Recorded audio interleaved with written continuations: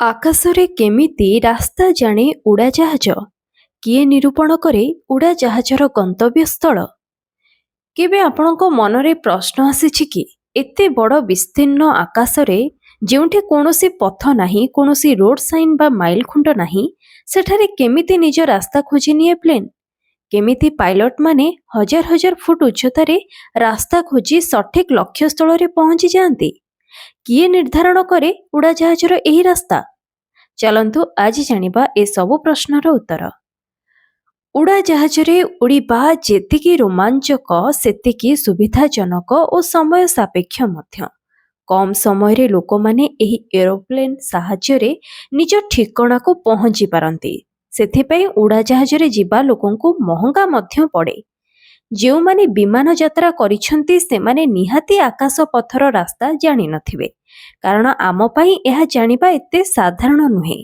ଆକାଶ ପଥରେ ଆମକୁ କୌଣସି ରାସ୍ତା ଦେଖାଯାଏନି, ଯେପରିକି ସ୍ଥଳ ପଥରେ ଆମେ ଦେଖିପାରୁ। କିନ୍ତୁ ସ୍ଥଳ ପଥ ପରି ଆକାଶ ପଥରେ ଯିବା ପାଇଁ ମଧ୍ୟ ରାସ୍ତା ରହିଛି, ଯାହାକୁ ଅତିକ୍ରମ କରି ବିମାନ ନିଜ ଗନ୍ତବ୍ୟ ସ୍ଥଳରେ ପହଞ୍ଚିଥାଏ। ବର୍ତ୍ତମାନ ଏରୋପ୍ଲେନ୍ରେ ଥିବା ରେଡିଓ ସିଗ୍ନାଲ, ଜିପିଏସ୍ ସେବା ଭଳି ସିଷ୍ଟମ ଆକାଶ ପଥର ରାସ୍ତା ନିରୂପଣ ପାଇଁ ରୋଡ୍ ମ୍ୟାପ୍ ଭଳି କାର୍ଯ୍ୟ କରିଥାନ୍ତି। ଆଗରୁ ଏସବୁ ଆଧୁନିକ ଟେକ୍ନୋଲୋଜି ନଥିଲା।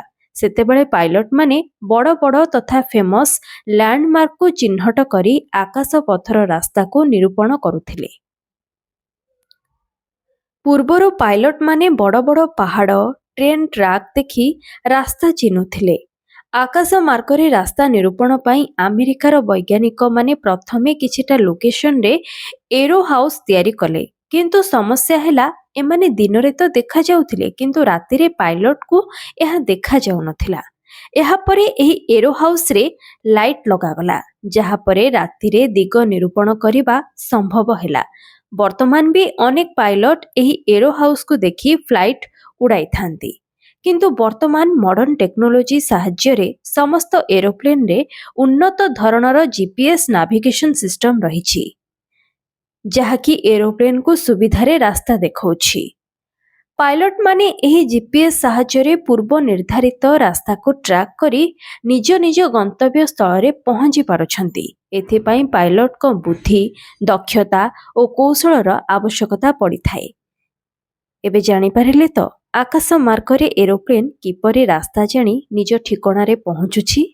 ଭିଡ଼ିଓଟି ଭଲ ଲାଗିଥିଲେ ଲାଇକ୍ କରନ୍ତୁ, ସେୟାର କରନ୍ତୁ, କମେଣ୍ଟରେ ନିଜ ଫିଡବ୍ୟାକ୍ ଦିଅନ୍ତୁ।